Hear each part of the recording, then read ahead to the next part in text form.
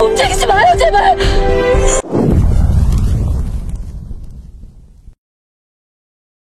Hai guys, sebelum dimulai subscribe, like, dan komen ya guys agar channel ini bisa lebih berkembang. Drama ini diperankan oleh Kim Jung Hyun sebagai Kok-du dan Jin-woo, Im Soo-hyang sebagai Gejol dan Sol-hee. Drama ini mengisahkan tentang Kok-du, malaikat kematian yang datang setiap 99 tahun sekali ke dunia untuk menghukum manusia. Saat menjalankan tugasnya, Kok-du merasuki tubuh manusia bernama Jin-woo yang merupakan seorang dokter ahli bedah. Suatu ketika dia bertemu dengan Gejol, dokter yang lulus dari sekolah medis paling buruk di Korea. Ternyata takdir mereka sudah terjalin di masa lalu. Di kehidupan sebelumnya, Gejol hidup sebagai Sol-hee dan Kok-du hidup sebagai Oh-hyun. Pertemuan mereka di masa depan menjadi kunci untuk memperbaiki kesalahan yang mereka perbuat agar terbebas dari kutukan Kok-du. Bagaimana kelanjutan ceritanya? Langsung aja kita mulai. Drama diawali dengan memperlihatkan Sol-hee yang sedang dirias. Hari ini dia akan menikah dengan pejabat tinggi yang dijodohkan oleh orang tua angkatnya. Sol-hee akan menjadi selir pejabat itu. Sebelum berangkat, Sol-hee bertemu dengan Oh-hyun yang merupakan kekasih sekaligus pengawalnya. Dia sangat sedih karena akan menikah dengan pria yang tidak dia cintai. Sol-hee mengembalikan cincin bunga yang diberikan oleh Oh-hyun karena mereka tidak bisa hidup bersama dalam kehidupan ini. Oh-hyun memberitahu bahwa mereka akan berhenti di gunung. Dia minta Sol-hee untuk bersembunyi di dalam gua. Setelah itu dia akan menjemputnya. Awalnya Sol-hee menolak karena keluarga mereka berdua akan celaka. Negara akan terbelah dan terjadi pembunuhan. Oh-hyun tidak peduli. Dia hanya khawatir dan peduli dengan hidup mereka. Dalam perjalanan, mereka menyerang Oh-hyun. Mereka sudah tahu rencananya. Oh-hyun melawan mereka semua.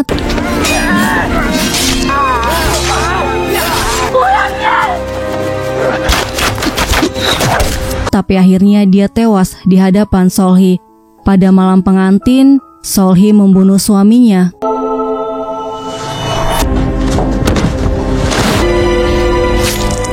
Kemudian mengakhiri hidupnya. Di masa depan, Gejol lari diikuti seekor anjing. Gejol jatuh dan seorang pria menyelamatkannya. Pria itu menjatuhkan kalung dengan gantungan cincin bunga. Ketika ingin mengembalikannya, pria itu menghilang. Suatu hari, Gejol melakukan wawancara di rumah sakit Pilsong. Salah satu dokter yang mewawancarainya sangat mirip dengan pria yang menolongnya. Pria itu bernama Jin-woo, seorang dokter bedah. Dalam perjalanan pulang, Jin-woo menghubunginya, mengajak Gejol bertemu. Jin-woo memberitahu bahwa dia bisa bekerja di rumah sakit Pilsong. Dia direkrut melalui jalur belakang dengan bantuan Jin-woo. Di hari pertamanya bekerja, rekan kerjanya sinis padanya karena dia melalui jalur belakang untuk bisa bekerja di Pilsong. Setelah pulang kerja, Jin-woo mengajaknya minum. Dia bertanya kenapa Gejol ingin menjadi dokter. Gejol menceritakan ibunya yang meninggal karena kecelakaan dan saat itu dia tidak bisa menyelamatkannya. 아무것도 못했어요. Setelah itu dia mengembalikan kalungnya yang jatuh saat Jin-woo menyelamatkannya. Jin-woo bingung dengan apa yang dikatakan Gejol, kemudian tertidur karena mabuk. Gejol menggendongnya hingga bangku taman apartemen Jin-woo. Dompet Jin-woo jatuh. 어머니인가? Kemudian dia bangun dan memberitahu Gejol bahwa dia hanya memiliki selembar foto ibunya. Dia diadopsi kemudian tinggal di Amerika, jadi dia tidak mengenal ibunya.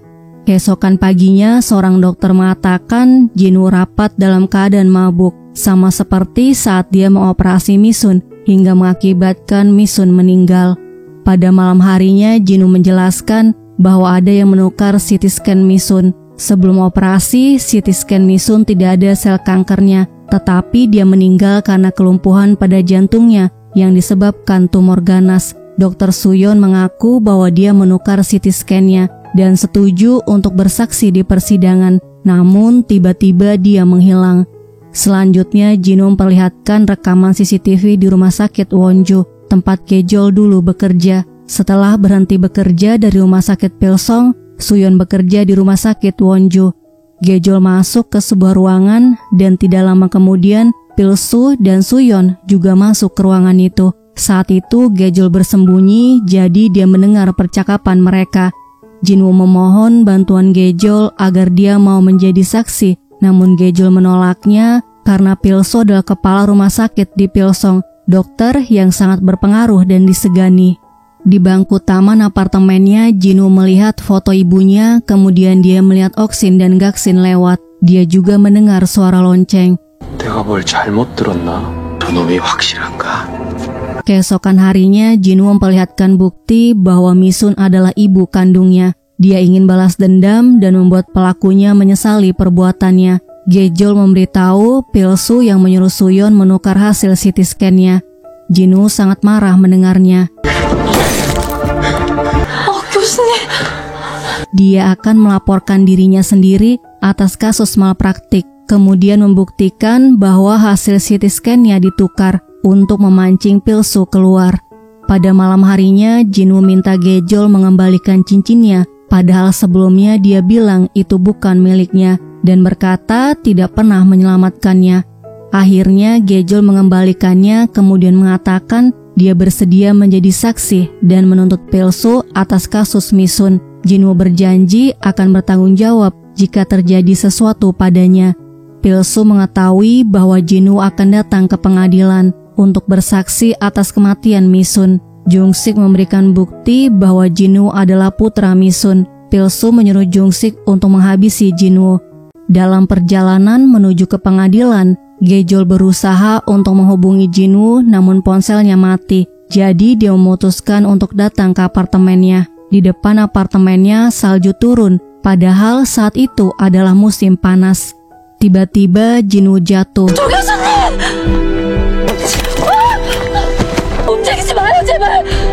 Dia minta maaf kemudian meninggal. Gejol berusaha untuk menyelamatkannya. Tiba-tiba cuaca menjadi cerah. Kokdu masuk ke dalam tubuh Jinwoo. Gejol langsung memeluknya, tapi Kokdu malah mendorong dan menekan lehernya. Oksin yang melihatnya langsung kabur. Kokdu mengejarnya. Oksin dan Gaksin menyambut kedatangan Kokdu dengan memberi hormat. Setiap 99 tahun sekali, Kokdu datang ke dunia untuk menghukum manusia. Di jalan, Gejol menghubunginya, tapi dia malah membuang ponselnya. Gejol yang khawatir dengan keadaan Jinwoo mencarinya di setiap rumah sakit, tapi tidak berhasil menemukannya. Kemudian dia minta bantuan adiknya bernama Hancul yang bekerja sebagai detektif untuk mencari Jinwoo. Di rekaman kamera CCTV, Hancul melihat Jinwoo tiba-tiba menghilang. 사라져? Adegan selanjutnya diperlihatkan Oh Hyun yang berada di neraka. Dia sedang menunggu Solhee dan menolak untuk bereinkarnasi. Saat masih hidup, Oh Hyun melatih Solhee bela diri dan mengajarkan menggunakan hiasan rambut untuk membela diri. 이걸로 여길 찌르거라. 네? Dia memberi Solhee cincin bunga yang bermakna dia akan melindunginya di dunia dan di akhirat. Kembali ke akhirat, sang kreator menghukum Oh Hyun menjadi Kokdu karena dia menolak untuk bereinkarnasi. Kokdu adalah malaikat kematian yang ditakuti dan tidak akan ada yang mencintainya. Saat Solhee bilang mencintainya, hidup dia yang terkutuk akan berakhir dan kedamaian abadi akan datang. Dia harus bertemu wanita itu agar bisa mengakhiri kutukannya. Saat waktu yang tepat tiba, cincin itu akan membawanya kepada wanita itu. Sang kreator memerintahkan Oksin dan Gaksin membantu Kokdu yang akan turun ke dunia selama 99 hari setiap 99 tahun untuk menghukum manusia. Di rumah Kokdu, ketika jam menunjukkan pukul 9, dia mendengar bisikan untuk membunuh seorang pria bernama Bong Pil. Bong Pil adalah seorang dokter yang membuat obat bius, kemudian menggunakan obat itu pada juniornya bernama Yunji. Hingga dia ingin mengakhiri hidupnya, Ibu Yunji memohon padanya untuk menghapus foto-foto putrinya. Oksin dan Gaksin memperlihatkan foto Bong Pil, kemudian Kokdu langsung menghilang. Ketika Bong Pil membuat minuman, Ibu Yunji memukulnya dan dia membalasnya. Kokdu datang dan langsung membunuhnya.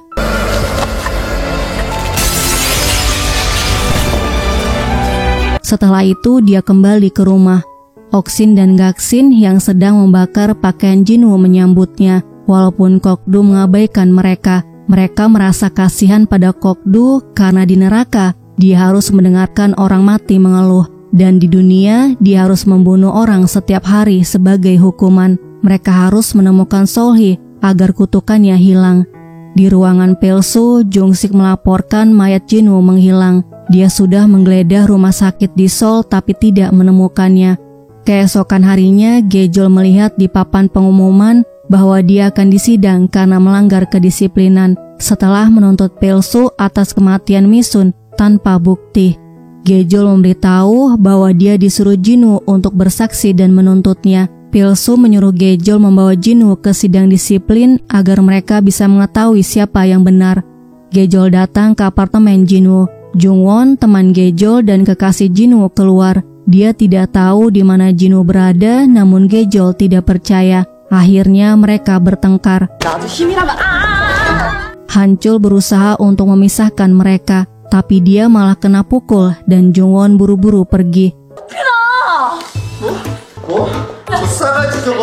Di rumah, Hancul memposting di internet mengaku sebagai Gejol mencari Jinwoo. Dia menulis Jinwoo selingkuh dengan sahabatnya, menipu dan kabur dengan membawa uang $1 juta milik orang tuanya. Dengan cepat berita itu menyebar. Kebetulan saat itu pukul 9 malam. Kokdu mendengar orang-orang menyebut Jinwoo matilah.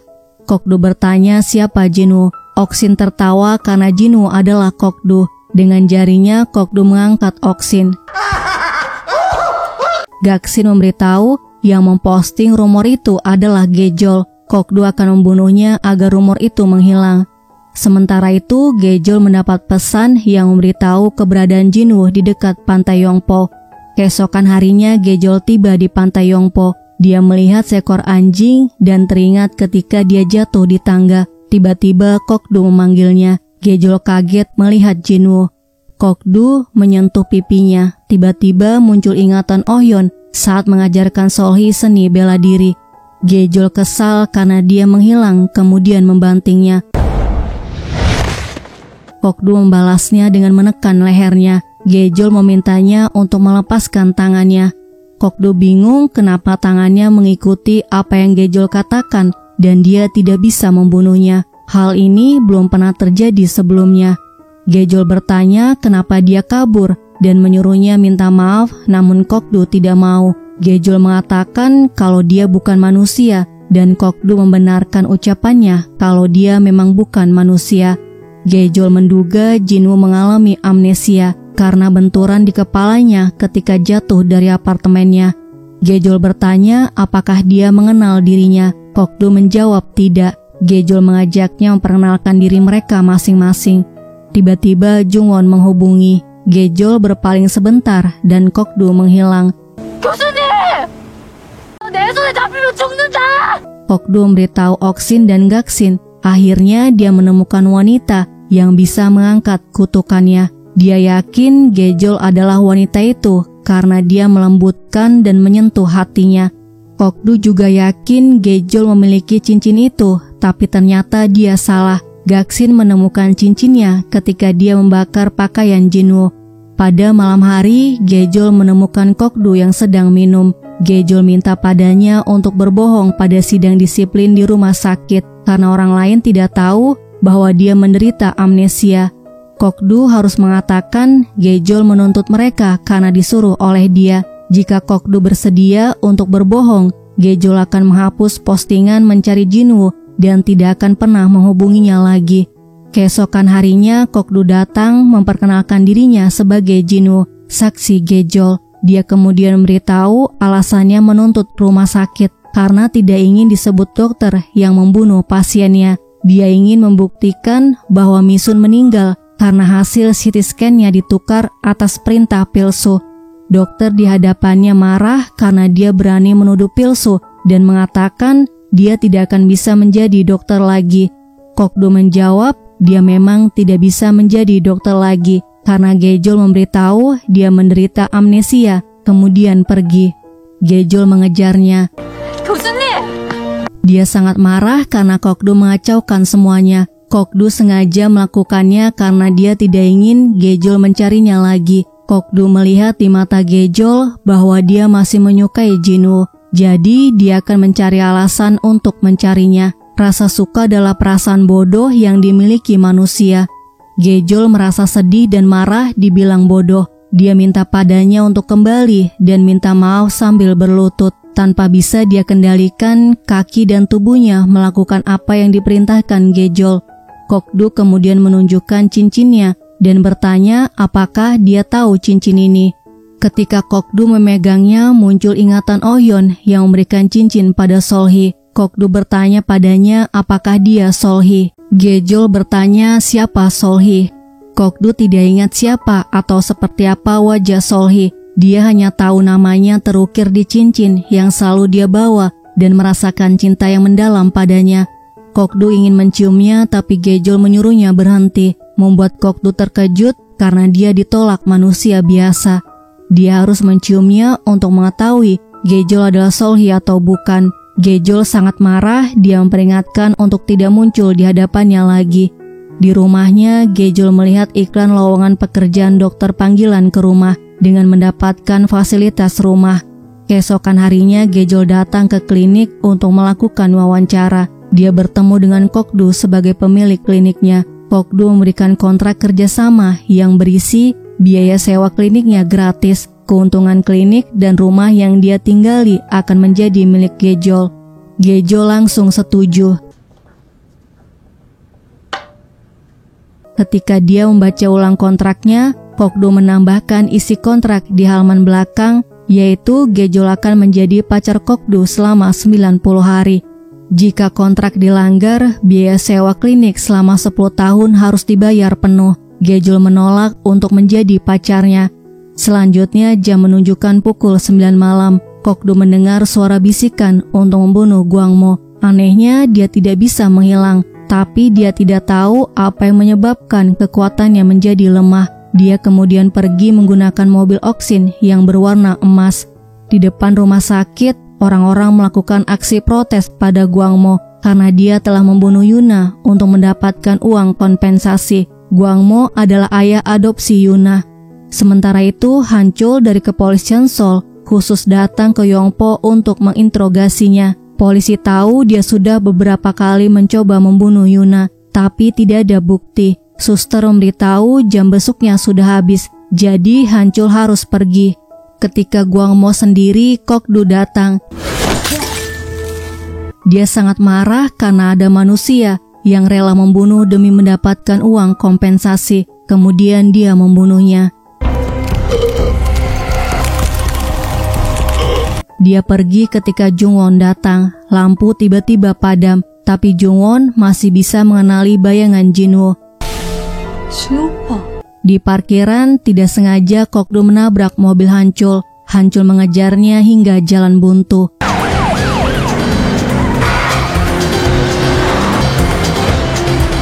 Saat Hancul membuka pintu mobil, Kok-du menghilang.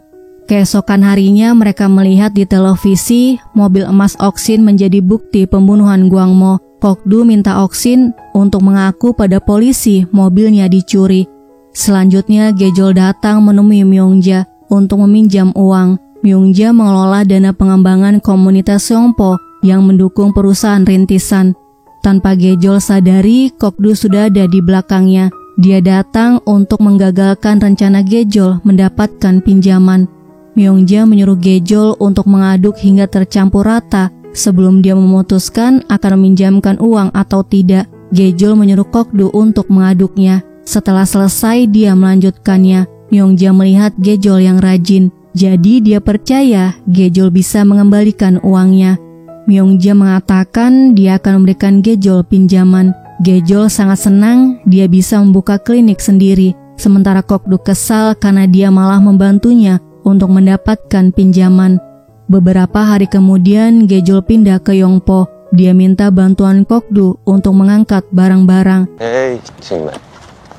Tiba-tiba seorang pria mengatakan kalau dia hantu, kemudian jatuh. Di rumah sakit, Myung-ja muncul. Ternyata pria itu adalah suami Myung-ja. Suatu hari, Kokdu meminta Gejol untuk menerima uangnya. Tidak perlu membayarnya dan ambil saja kliniknya. Sultan banget ya guys. Gejol tidak bisa menerimanya. Menurutnya, apa yang terjadi di Yongpo seperti mimpi. Bisa memiliki klinik sendiri, kemudian bisa membeli rumah untuk tinggal, dan mendapatkan kontrak kencan yang tidak masuk akal. Semua itu sangat romantis dan Kokdu membuatnya bahagia. Saat Gejol akan pergi, Kokdu menyanyikan lagu yang biasanya ibu Gejol nyanyikan. Mendengar lagu itu, dia berhenti dan menghampirinya. Gejol bertanya apakah dia mengenal ibunya. Kokdu memberitahu dia sangat mengenal ibunya. Di akhirat, jika seseorang mati dalam keadaan tidak baik, ketika dituntun mereka biasanya dalam keadaan marah dan melepaskan segala kebencian mereka, membuat Kokdu merasakan kesedihan, kegelisahan, dan kesakitan hingga dia berharap semuanya berakhir. Saat itulah dia mendengar ibu Gejol bernyanyi untuknya, membuatnya merasa tenang. Sebagai imbalan lagu yang dia nyanyikan, dia boleh minta apa saja yang dia inginkan. Dia minta pada Kokdu untuk memanjakan dan melakukan apapun yang putrinya minta seperti seorang ibu. Kokdu berjanji akan melakukan apapun yang putrinya minta. Nah guys, ini nih alasan kalau Gejol nyuruh, pasti mau gak mau dikerjain sama Kokdu. Kembali ke dunia, Gejol penasaran di mana Kokdu bertemu dengan ibunya. Kokdu menjawab di jalan yang akan diambil semua orang saat mereka pergi. Guys, Gejol pikir di jalannya itu di dunia. Kokdu pasti bertemu dengan ibunya saat dia sedang sakit di jalan karena ibunya seorang paramedis. Dalam perjalanan pulang, mereka mendengar di radio berita mengenai geng beruang hitam, organisasi perdagangan narkotika terbesar yang berhasil kabur dari pengepungan yang dilakukan polisi. 2 polisi dilaporkan terbunuh dan 12 polisi lainnya terluka parah. Kokdu melihat jam menunjukkan pukul 9. Dia mendengar bisikan matilah. Kokdu menyuruh Gejol untuk berhenti dan tidak sengaja tangan Kokdu mendorongnya. Gejol hilang kendali dan menabrak seorang pria di jalan. Ketika turun dari mobil, dia melihat pria itu menghilang. Dia kembali ke mobil dan melihat Kokdu juga menghilang. Di pelabuhan, polisi yang menyamar dianiaya geng beruang hitam. Kokdu datang tepat pada waktunya.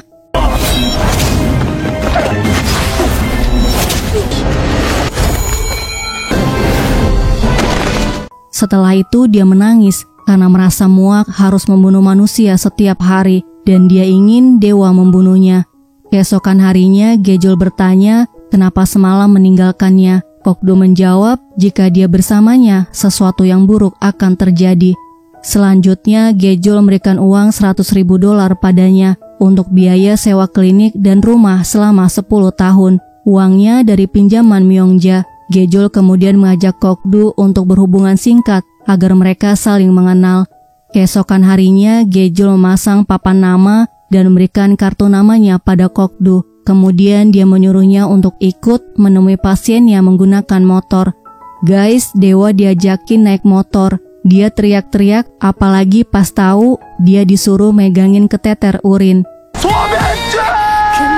Di rumahnya, Kokdu menyuruh Gaksin untuk menjadi perawat di klinik Gejol. Dia mengancam akan melemparnya ke atas. Akhirnya Gaksin setuju.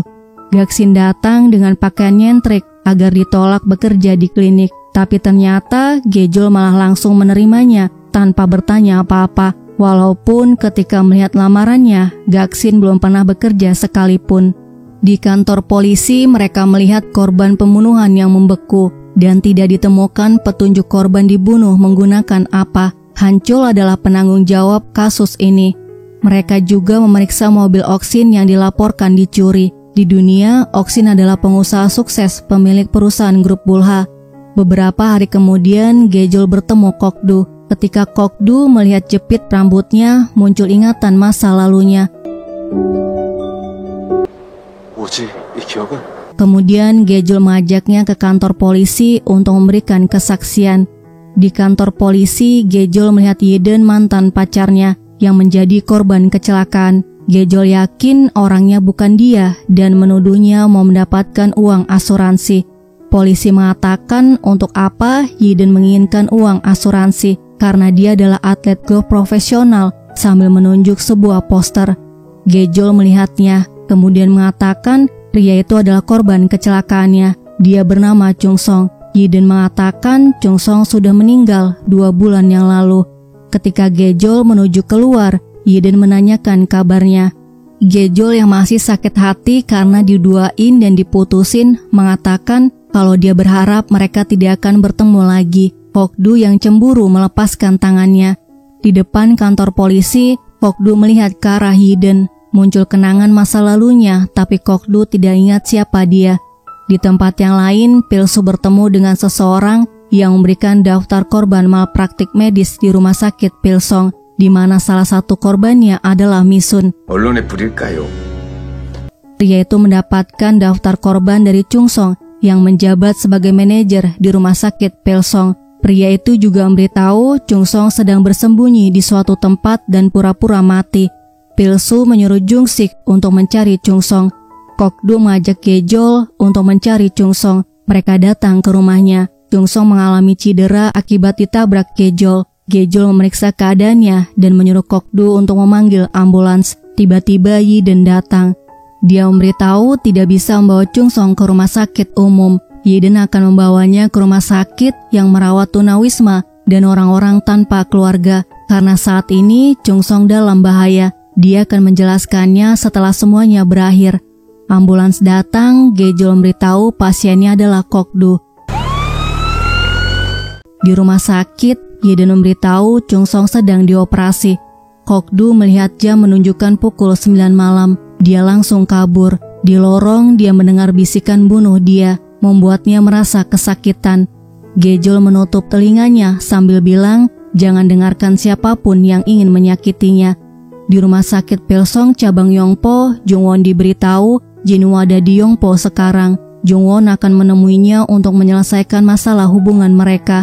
Tiba-tiba Hancul datang. Dia memperkenalkan dirinya, kemudian memperlihatkan bukti-bukti pembunuhan Gwangmo. Dia bertanya mengenai kantong infus yang membeku. Jungwon menjelaskan seseorang tiba-tiba melewatinya dan kantong infusnya membeku. Tapi dia tidak tahu siapa orangnya karena lampunya mati. Di rumahnya, Kok-du tertawa sendiri. Dia sangat senang karena sekarang dia hanya mendengar suara Gejol. Setiap jam menunjukkan pukul 9, Kok-du akan menghubungi Gejol, memintanya untuk mengucapkan dengarkan aku saja. 내 말만 들어요. Keesokan harinya, Jung Sik menemukan kartu nama Gejol di tempat Chung Song bersembunyi, kemudian melaporkannya pada Pilsu. Pilsu menyuruh Jung Sik untuk mencari Gejol dan menyelesaikan masalah ini. Sementara itu, Gejol mengirim pesan, mengajak Kok-du piknik di mercusuar. Gaksin menjawabnya, kemudian dia menghapus pesan yang dia jawab. Dia mau Gejol marah pada Kok-du dan mereka bertengkar. Kemudian Gejol menutup kliniknya dan dia berhenti menjadi perawat. Setelah menyiapkan makanan, Gejol menunggu di mercusuar. Terlihat Jung Sik mengikutinya. Gejol mencoba menghubungi Kok-du tapi tidak diangkat. Tiba-tiba Jung Sik menyerang dan mendorongnya. Gejol memanggil Kok-du. Dia langsung menyelamatkannya. Ketika membuka matanya, Gejol memanggilnya dengan nama Oh-hyun, kemudian menciumnya. Muncul ingatan masa lalu Kok-du. Setelah itu Gejol pingsan. Kok-du menyadari dia adalah Sol-hee. 설이구나. Di klinik, Kok-du bertanya kenapa dia jatuh ke laut. Gejol mengatakan ketika dia menunggu di mercusuar, seorang pria menyerangnya. Dia tidak tahu siapa pria itu karena pria itu memakai masker. Kok-du bertanya kenapa pergi ke sana sendirian. Gejol marah karena Kok-du tidak datang, kemudian menunjukkan isi pesan balasan dari Kok-du. Kok-du kembali ke rumah. Dia marah, kemudian memberitahu Gejol mengalami kecelakaan saat menunggunya. Mereka mengaku salah. Kok-du menjatuhkan pisau dan garpunya. Dia kemudian memberitahu Gejol adalah Sol-hee. Mereka sudah berciuman. Selanjutnya, Oksin menunjukkan tempat untuk melamar Gejol. Kokdu harus melamar Gejol dan membuat dia terharu agar Gejol mengungkapkan cinta kepadanya. Setelah mereka pergi, terlihat Guhwa mendengar percakapan mereka. Guhwa memberitahu Jungwon dia melihat Jinwoo dan mengatakan Jungwon akan kehilangan pacarnya karena Gejol. Sementara itu, Gejol bersama polisi sedang melihat foto tersangka orang yang menyerangnya. Tiba-tiba Jungsik datang tapi Gejol tidak mengenalinya. Jungsik pura-pura berasal dari perusahaan yang akan memasang alarm di klinik Gejol. Polisi pergi karena tidak ditemukan pelaku yang menyerangnya di foto yang dia bawa. Jungsik memasang alarm untuk pintu dan jendela. Di dalamnya ada kamera CCTV, jadi dia bisa mengawasi Gejol. Selanjutnya, Kokdu mengajak Gejol untuk menghabiskan waktu bersama malam ini. Gejol menolaknya karena dia tidak mau dicap wanita gampangan setelah mereka berciuman. Kokdu mengatakan ada yang ingin dia ucapkan dan dengar darinya setelah menunggu 1000 tahun. Akhirnya Gejol setuju menghabiskan malam ini bersamanya. Di luar klinik, Kokdu ngos-ngosan karena dia pikir dia akan ditolak. Dia tidak mau mengalami penghinaan terburuk setelah 1000 tahun menunggu. Guys, padahal tadi di dalam dia cool banget ya. Di rumah, Gejol melihat di ponselnya baju yang ingin dia pakai. Tiba-tiba bel rumahnya bunyi. Dia mendapatkan paket berisi gaun yang ingin dia beli. Guys, Kokdu pengertian banget, gak minta aja dibeliin. Setelah selesai, dia menunggu taksi. Kokdu membantunya mendapatkan taksi dan menghidupkan lampu di jalan. Iri kan guys? Di restoran, salah satu pegawai mengatakan dia sudah datang. Ya guys, yang datang ternyata Jungwon. Dia memanggilnya Opa, kemudian memeluknya. Kokdu mendorong kepalanya dan bertanya siapa dia. Tidak lama kemudian, Gejol datang dan melihat mereka berpelukan. Jungwon menuduh Gejol merayu Jinwoo. Kokdu kesal mendengar Jungwon mengucapkan kata-kata yang menyakitkan pada Gejol. Gejol menyuruh Kokdu pulang, dia akan menghubunginya nanti. Gejol memberitahu Jinwoo mengalami amnesia disosiatif. Jungwon kesal karena Gejol merahasiakan darinya dan membiarkan Jinwoo sakit. Jungwon mengaku mereka pacaran, kemudian minta nomor ponsel Jinwoo, namun Gejol tidak mau memberikannya.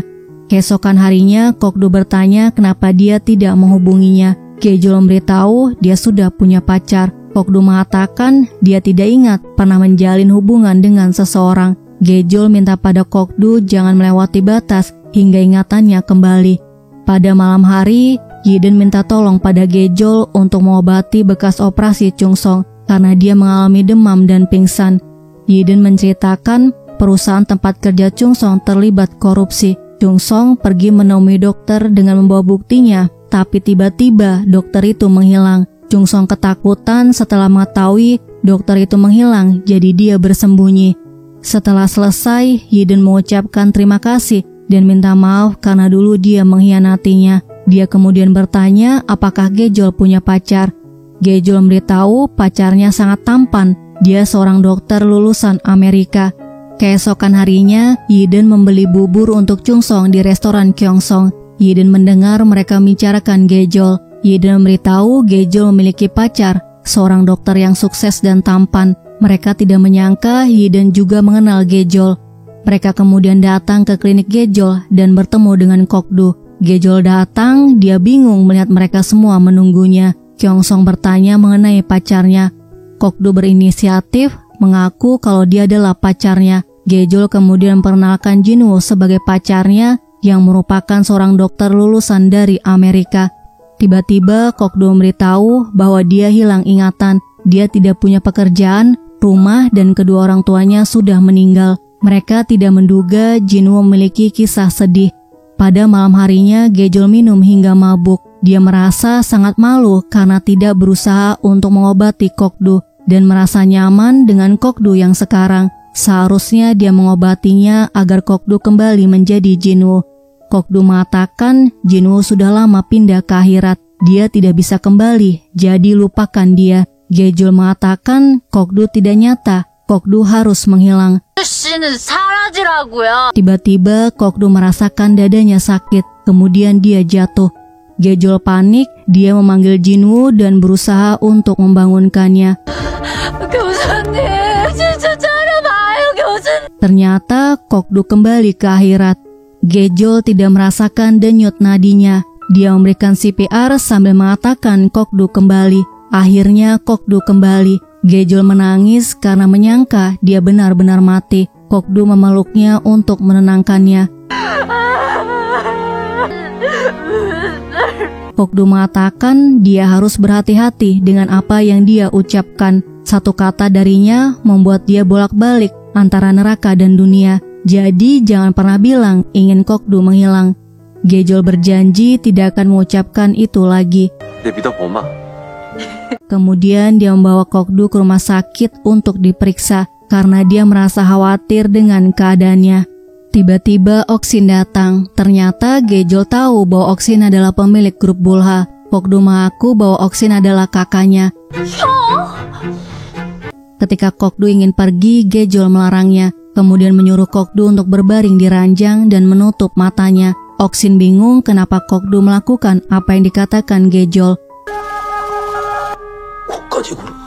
Di rumah, Oksin menceritakannya pada Gaksin. Oksin kemudian menyarankan untuk pura-pura menjadi Jinwoo agar lebih mudah untuk mendapatkan pengakuan cinta Gejol karena dia menyukai Jinwoo.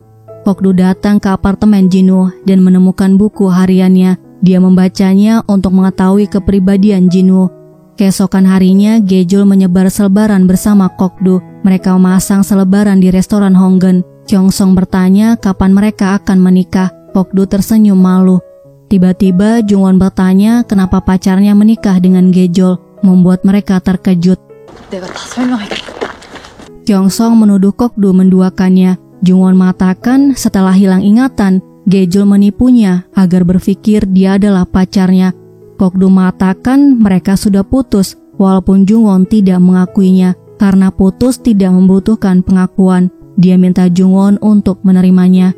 Setelah minta maaf, dia mengajak Gejol pergi. Kokdu mengetahui mereka sudah putus dari buku harian Jinwoo. Keesokan harinya, Gejol memberikan meja bekas untuk Kokdu karena ingatannya telah kembali. Kokdu menulis namanya di stiker, kemudian menempelkannya di meja. Tiba-tiba Jungwon datang mengajak Kokdu untuk bicara, tapi dia tidak mau. Jungwon tahu ingatannya belum kembali, dan dia juga tahu mereka putus dari buku hariannya. Buku hariannya sangat detail, jadi semua tertulis di sana. Kokdu berusaha menghindarinya karena tidak ingin ketahuan. Jungwon meminta Jinwoo untuk mengajaknya berkencan. Dia harus menghabiskan waktu bersamanya untuk mencari tahu apakah ingatannya benar-benar sudah kembali. Jika ingatannya benar-benar sudah kembali, dia akan menyerah. Gejol setuju jika benar ingatan Jinwoo sudah kembali. Gejol minta Jungwon minta maaf padanya karena sudah menyakitinya. Di rumahnya, Kokdu dibantu Oksin dan Gaksin menghafal semua buku harian Jinwoo. Ketika dia membuka salah satu buku, selembar kertas berisi daftar dari Chungsong jatuh ke bawah kursi. Sementara itu, Yiden sedang melihat profil Jinwoo. Chungsong kakaknya melihatnya. Dia memberitahu dokter ini yang menyimpan daftarnya. Yiden memberitahu Jinwoo menderita amnesia saat ini. Keesokan harinya, Jungwon bertanya apakah dia mau makan topoki. Kokdu mengatakan dia besar di Amerika, dia tidak bisa makan makanan pedas. Mereka kemudian datang ke restoran Honggen. Kokdu mengatakan dia benci daging karena melihat babi disembelih saat masih kecil dan mengalami trauma. 기억이 다 돌아온 거야? Tiba-tiba di hadapan mereka keluar ibu hamil yang kesakitan. Dibantu Oksin, dokter dan pengawalnya, Kokdu memeriksa pasien yang sedang hamil. Dia menyuruh untuk melakukan tes urin setelah tiba di rumah sakit dan memberikan antibiotik. Mereka berhasil membantu Kokdu, membuat Oksin senang. Di klinik Gejol, Chungsong datang. Dia menanyakan Jinwoo. Gejol sadar Jinwoo adalah dokter yang diberikan bukti daftar yang diceritakan Yiden. Selama beberapa tahun, Chungsong diperintahkan untuk mengubah hasil pemeriksaan kesehatan orang-orang yang ada di daftar, tapi dia tidak tahu daftar apa itu. Suatu hari, Jinwoo menghubunginya, mengatakan dia sudah tahu itu daftar apa, tapi setelah itu, dia dikabarkan mengakhiri hidupnya. Dia yakin Jinwoo pasti dibunuh, oleh sebab itu dia bersembunyi karena takut. Hanya Jinwoo yang tahu itu daftar apa. Gejol memberitahu ingatan Jinwoo telah kembali. Gejol menghubungi Kokdu. Dia memberitahu sedang berada di UGD Rumah Sakit Pilsong Yongpo karena ada pasien darurat yang harus ditangani. Jungwon bertanya setelah semua ingatannya kembali, kenapa dia tetap ingin putus dengannya. Demi kedamaian Jinwoo, Kokdu mengatakan dia tidak menyangkal masa lalu bahagia mereka. Tapi Jungwon bukan mimpi masa depannya. Setiap awal memiliki akhir dan dia harus menerimanya. Seorang suster memintanya untuk menjaga bocil dari pasien yang tadi dia bawa. Gejol datang, anak itu memberitahu namanya Hidong. Sementara itu seorang pria mabuk membuat keributan. Tidak lama kemudian security membawanya keluar. Mereka kemudian melihat Ibu Hidong bersama ayah Hidong. Tiba-tiba Ibu Hidong merasakan sakit dan kejang. Gejol mengaku sebagai dokter dari Rumah Sakit Pilsong Pusat. Setelah memeriksanya, dia menyuruh untuk menghubungi dokter kandungan dan melakukan operasi sesar darurat. Dokter magang memberitahu dokter kandungan tidak bisa dihubungi. Gejol menyuruh untuk terus menghubungi dokter kandungan. Kemudian dia membawa pasien ke ruang operasi dengan Kokdu. Selanjutnya, pria mabuk yang tadi membuat keributan datang lagi. Dia membakar rumah sakit.